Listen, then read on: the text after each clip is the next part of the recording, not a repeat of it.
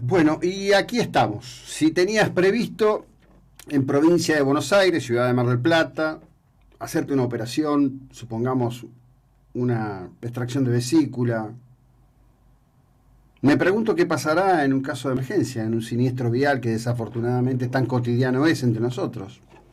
El gobierno de la provincia de Buenos Aires ha tomado una decisión, a su criterio basada en necesidades sanitarias, ordenando a todo el sistema público-privado de la provincia de Buenos Aires, independientemente del esquema de sostenimiento económico en el que se maneje, que todas las camas de internación UTI están a disposición solo de los casos de COVID.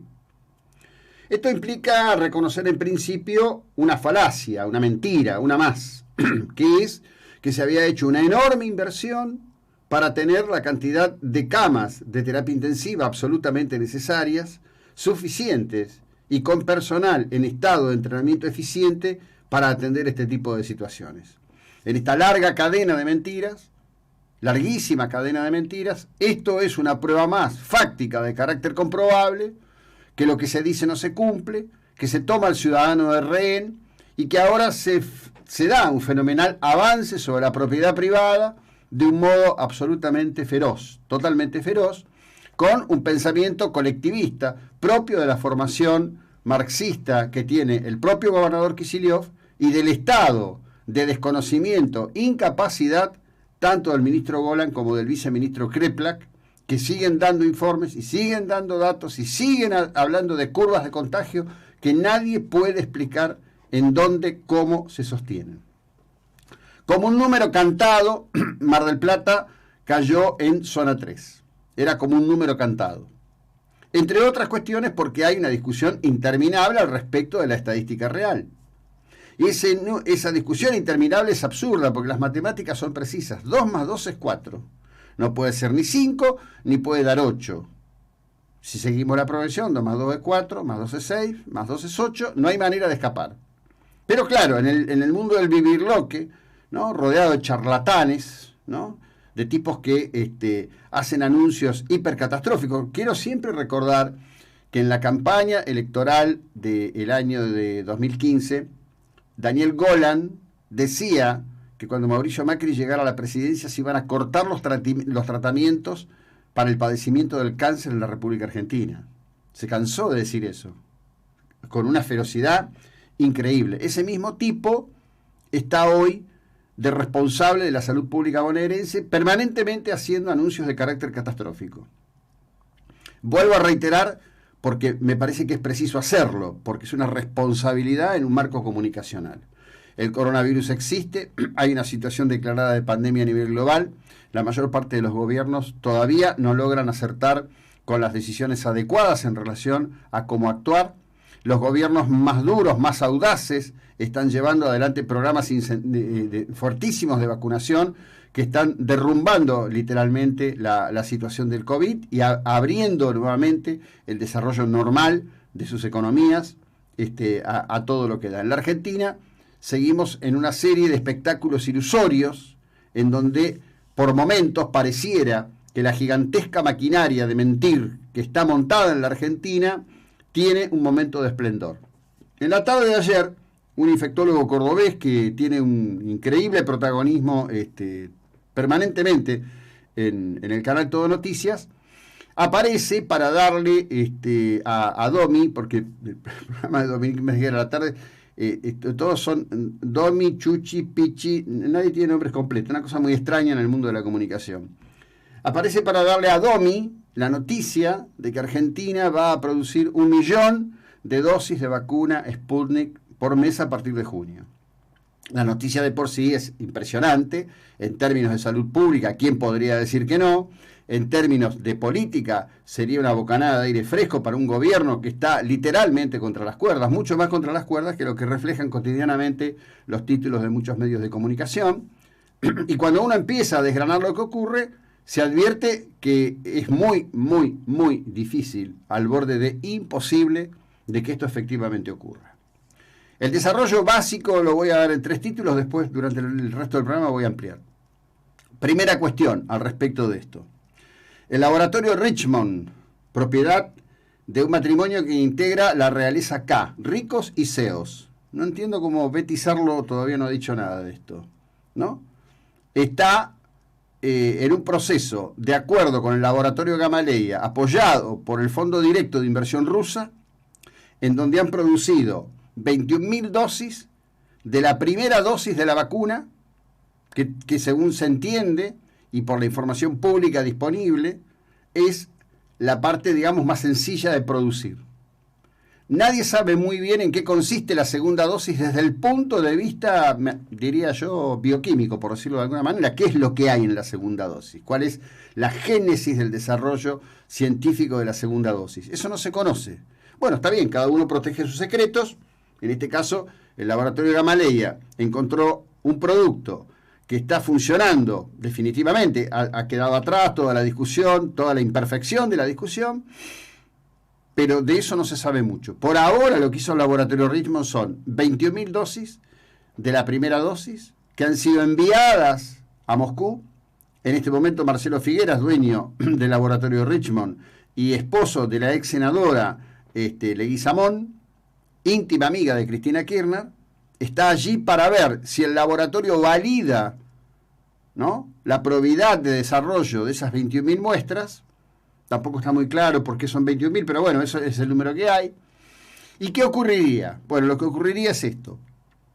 En principio, el laboratorio Gamaleya le enviaría a la Argentina el producto. Es decir, lo mismo que hace acá el laboratorio de Sigman, que elabora la vacuna en sí, el producto en sí, y lo manda a México para que allí se haga el proceso de envasado, de certificación, digamos, de aislación, se desarrollen, se guarden los contenedores que se necesitan, etcétera, etcétera, etcétera. Entonces, si ahora termina esta prueba, si la prueba es correcta, estamos prácticamente a las puertas de mayo.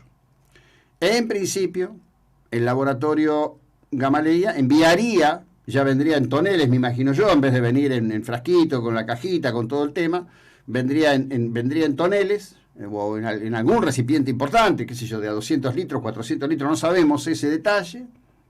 Llegaría al laboratorio Richmond, allí se haría el proceso de envase, con lo cual Argentina además y el laboratorio debería garantizar que tendrá la cantidad de frascos necesarios, la cantidad de tapones o la tapita aislante, como se fuere. El resto imagino que es una cuestión menor, porque es una cuestión de la caja, de esto, del otro, que seguramente en Argentina se puede resolver. Recordemos que en el mundo, entre otras cuestiones, hay un problema muy serio porque no alcanza la cantidad de frascos que se están elaborando para la cantidad de vacunas que se necesitan hacer como dosis para poder llevarlas, colocarlas y todo lo demás.